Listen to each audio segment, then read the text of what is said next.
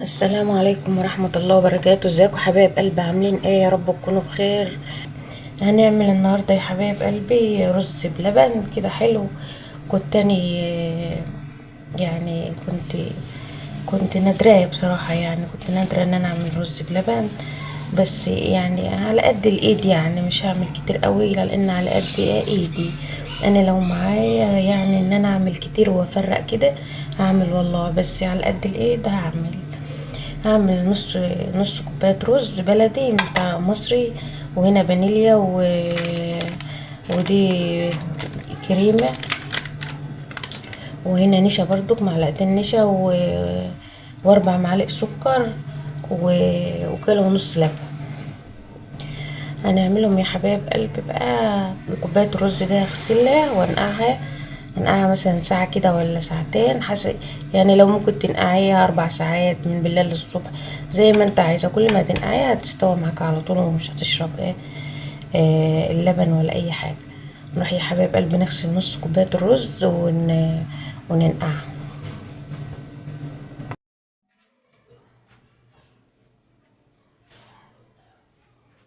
هنا يا حبايب قلبي غسلت نص كوباية الرز اهيت ونقعتها. قعدتها يعني قعدت ساعة حسب الوقت بقى اللي انت اللي عندك المتاح لك. نحطها بقى في حلة كده.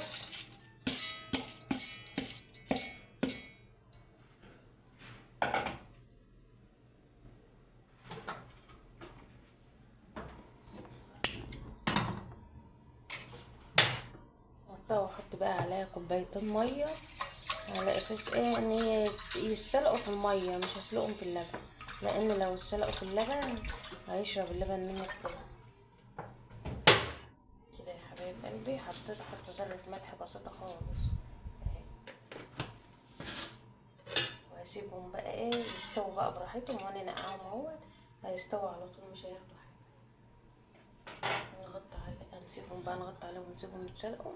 ودي اللبن بتاعنا، بسم الله ما شاء الله يا حبايب قلبي، بالقشطة بتاعته كده يا حبايبي. الرز بتاعنا اهو استوى خالص بقى زي الفل. مش حطيت له بس ميه، ما حطيتلوش لبن. هنا بقى هنحط 4 معالق سكر. انت عايزاه مسكر عن كده حطيله عادي.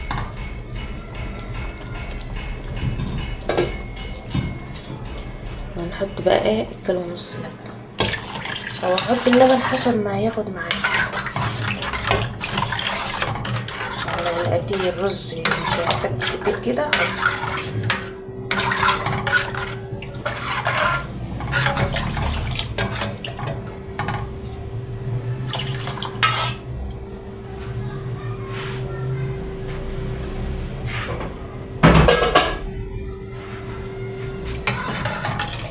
انا حطيت ذرة ملح وحطيت السكر وحطيت اللبن.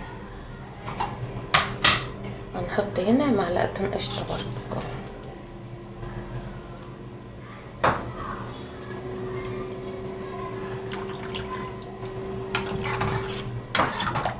عشان يبقى الرز بتاعنا كريمي كده وحلو.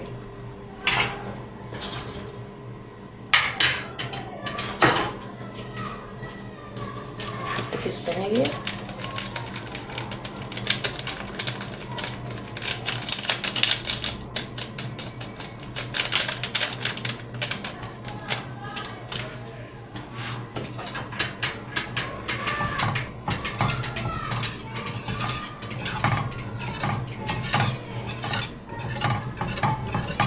نسيبه بقى لغاية ما يغلي لأن اللبن كان ساقع.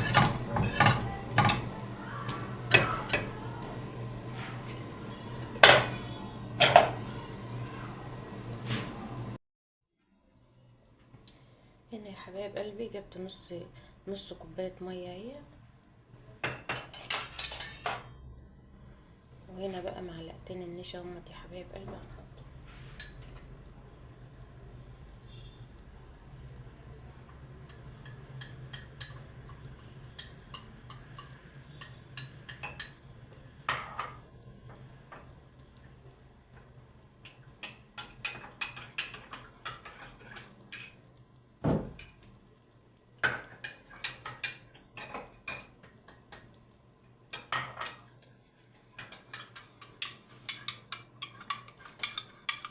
حبايب قلبي معلقتين النشا ومعلقتين كريم.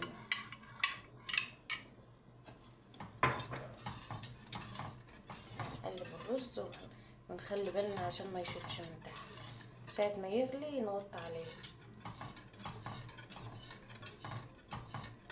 ندوق برضو السكر نشوف هيبقى مظبوط ولا لا.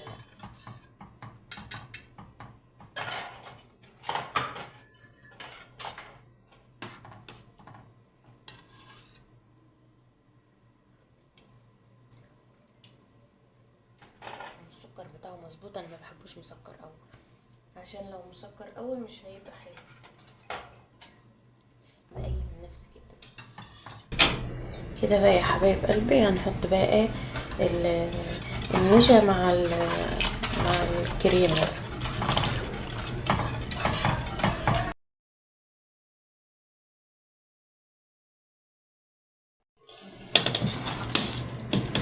كده يا حبايب قلبي الرز بتاعنا خلص اهو.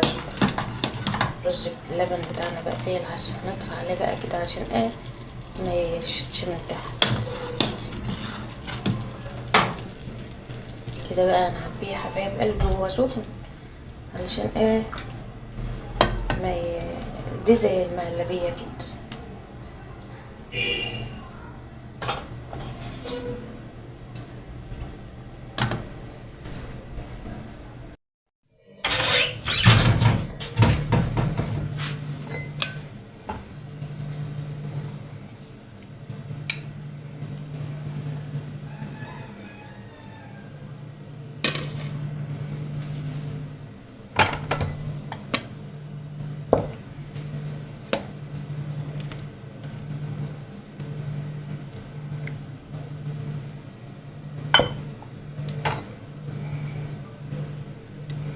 جايبه برضك يا حبايب قلبي اطباق من اللي هي الفلين دي اللي هي التانية، عشان ايه اما يبرد شويه افرغ فيه عشان ما تسيحش.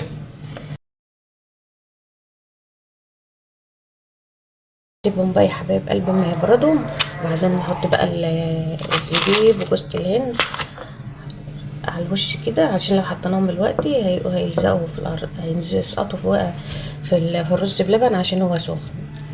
وكل سنه وانتم طيبين يا حبايب قلبي، ومتنسوش اللايك والاشتراك عشان يوصل لكم كل جديد. كل واحد يا حبايب قلبي على قد ايده يعمل، يعني ممكن تطلعي لله، يعني ما فيش معاكي مقدره ان انت تجيبي وتعملي على قد ايدك. هاتي كيلو لبن، نص كوبايه رز، وهتعملي احلى رز بلبن يعني، ومعلقتين نشا وشويه. كده يا حبايب قلبي المهلبيه بتاعتنا خلصت.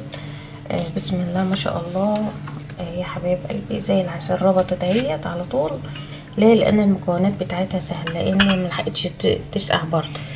دي بقى كان الروتين بتاعنا النهارده يا حبايب قلبي. ما تنسوناش في اللايك والاشتراك عشان يوصل لكم كل جديد بنعمله يا حبايبي. واقول لكم ايه، اليوم جميل دي معاكم النهارده. ما يعني محتاج كل دعم منكم يا حبايب قلبي، وكده تفرحوني بالكومنتات الجميله بتاعكم، وتقولوا لي الحاجه اللي انا عملتها لله ديت يعني حلوه كده. انا كنت فعلا ندراها، وقلت لما بنتي تنجح ان شاء الله وتجيب مجموع اعمل رز بلبن وافرقه. فاني عملت بقى الرز بلبن ده النهارده يا حبايب قلبي. ان شاء الله افرق المجموعه ديت على قد يا حبايب قلبي برضو، ودول تنسيبهم اهو. شايفين يا حبايب قلبي بسم الله ما شاء الله، رز بلبن عسل عسل عسل. وما يجمد كمان، ويعني شويه يتحط في التلاجة ويجمد كده هيبقى اجمل كمان. لكم ايه،